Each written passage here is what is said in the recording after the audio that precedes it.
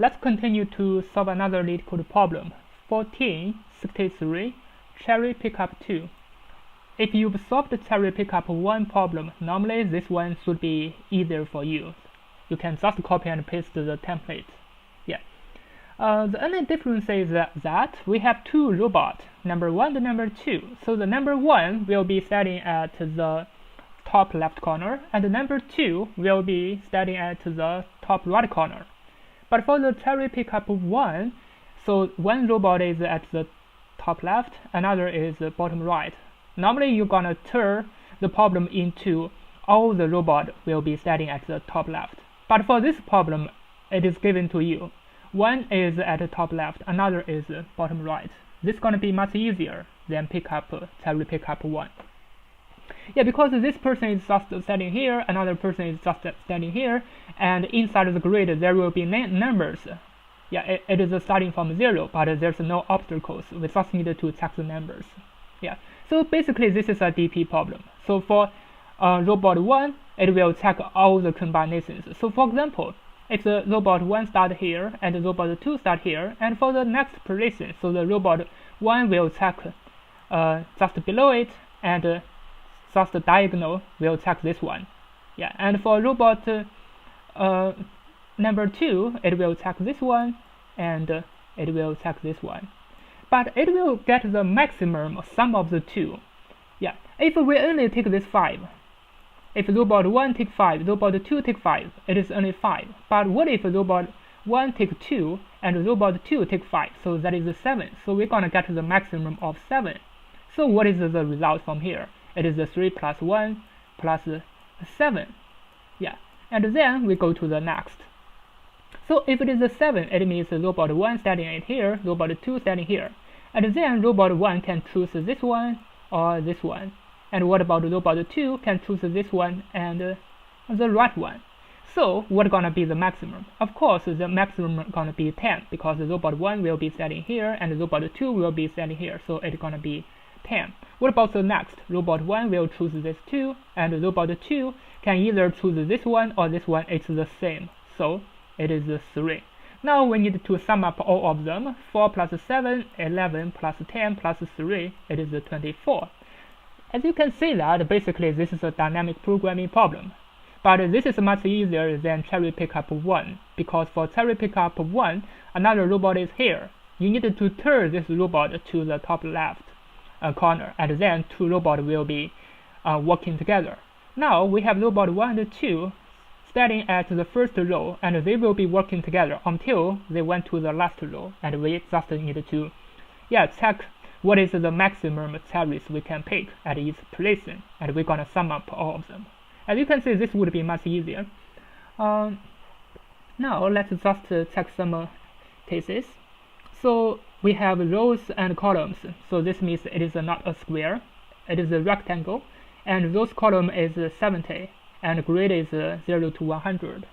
So normally, let's just use the same solution as cherry pickup 1. If you are not familiar with my code, please check out my videos for cherry pickup 1. If you understand that video, normally for this one, you just need to write the code. You don't need even to think about it. Now let me just start coding. I'm gonna prepare a DFS with memorization. So with starting point of R1 C1 and R2 C2. I don't know why the color is different. This is a string. Normally I need to use a case. Maybe because I clicked this one. I don't know. Let me just give a pause. Now let me just continue. Let me finish the main part of the function and then go to the DFS. So I'm gonna put R and C. It will be the length of the grid and the length of the grid 0. And then I'm gonna prepare directions. So the directions would be as the directions must be the next row. So it's gonna be 1 minus 1 and 1 0 and 1 plus 1. So this is the directions. So finally, I just need to return this DFS. So the first robot and the second robot. The second robot with the 0 and C minus 1. Yeah, that is the second robot's position. Now let's just finish the DFS part. So we're gonna check the column first. So if C less than 0 or C1 more than or equal to C, or C2 similarly less than 0 or C2 more than or equal to C, so we're gonna return minus infinity, just as what we did in cherry pickup 1. For here, we don't need to check rows because rows is just starting from 0 to r minus 1. Until it goes to r minus 1, we're gonna return. So we need to check if r1 equals, we don't need to check r2 because they will always be at the same row. Yeah, because each of the time they will always move to the next row. If r1 equal to r minus 1, so we're gonna return. Yeah, we need to check this r1 and c1 if c1 equals to c2 if they are at the same column. Yeah, if they are at the same column, it means they are at the same row, they are at the same position.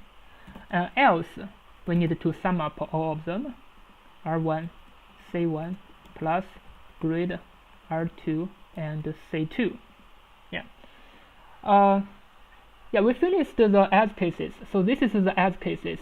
This is the terminal position. It means we went to the last row. And then we just need to get the result. So we're gonna prepare a current position. This is just like from the beginning. The current position would be this. Yeah, it would be grid r1 c1 if they are equal, else it would be sum of them. This is the current position. And then I'm gonna prepare a next. So this means next I'm gonna start in the DFS. What is the next? Because finally I'm gonna return current plus this next. Yeah. So for the next, I'm gonna define as a minus infinity. You can also define it as 0, because for this problem 0 is okay, because definitely there will be a number bigger than 0 or more than or equal to 0. Yeah, that is different from cherry pickup 1, because cherry pickup 1 there's obstacles, but for our problem there's no obstacles, so we can define next as negative infinity or 0.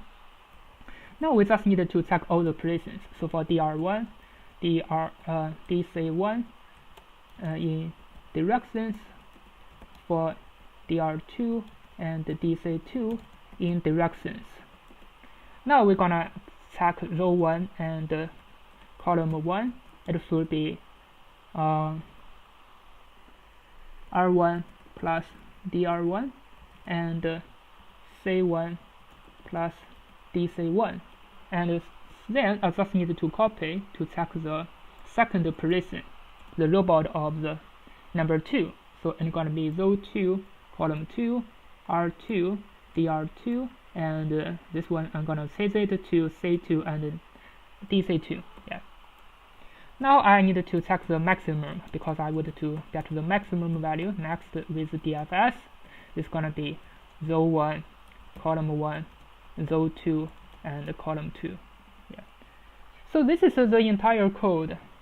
Now I just need to check if it works. Hopefully it should be no problem, but let's just check. Row 2. Yeah, here I have a typo. Let me just run it. Yeah, as you can see, it works. Now let me submit it to check if it can pass all the testing cases. As you can see, it passed all the testing cases, and it's pretty fast. But let's analyze the time complexity first before I will optimize the algorithm. Yeah. So now, this is the DFS. This is the time complexity and space complexity. So the time complexity will be R1 times C1, R2 times C2. Basically, if it is 70, for example, we are giving the maximum number 70.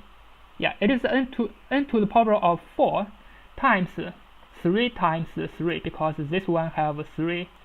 Yeah, this one is 3 and another for loop is 3. Yeah, let me go back to the code editor to calculate what is the result. So it is 7 to the power of 4 times 9. So this will be the time complexity. Basically, this is 2 times 10 to the power of 8.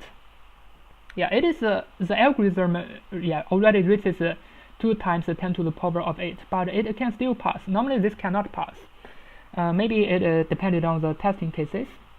Now we can optimize it, because R1 should always equal to R2. So this means we can remove this R2. We can decrease the 4 dimension to 3 dimension. So how can we do that? We can just remove this R2, and then we're gonna just check R2. So if there is R2, we're gonna make it to R1 because they are equal. Let's check if there is other R2. Let's make it R1. Let's check. We're gonna change it to R1. Yeah, let's just check if there is any other R2. There's no R2, but for this row 2, we don't need it. And here, this is 0, we don't need it. Now we turn the 4 dimension to 3 dimension. Let's just check. As you can see, it works. Now let me just submit it to check if it works. Now as you can see, it works, and it is faster than before, because the time complexity changed. Before, it is 2 times 10 to the power of 8. Now it is 70 to the power of 3 times 9, and the time complexity becomes 3 times 10 to the power of 6. It should be much faster normally. This is why. Yeah. Now let me go back to check. Now let me go back to check the record of my submission. Yeah, as you can see, we compared. First of all, we reduced the memory because we turned the problem into 3 dimensions. So the memory is space complexity is n to the power of 3, and the time complexity is n to the power of 3 times 9. Basically, it is n to the power of 3. As you can see, the time reduced a little bit, and the space also reduced. Thank you for watching. See you next time.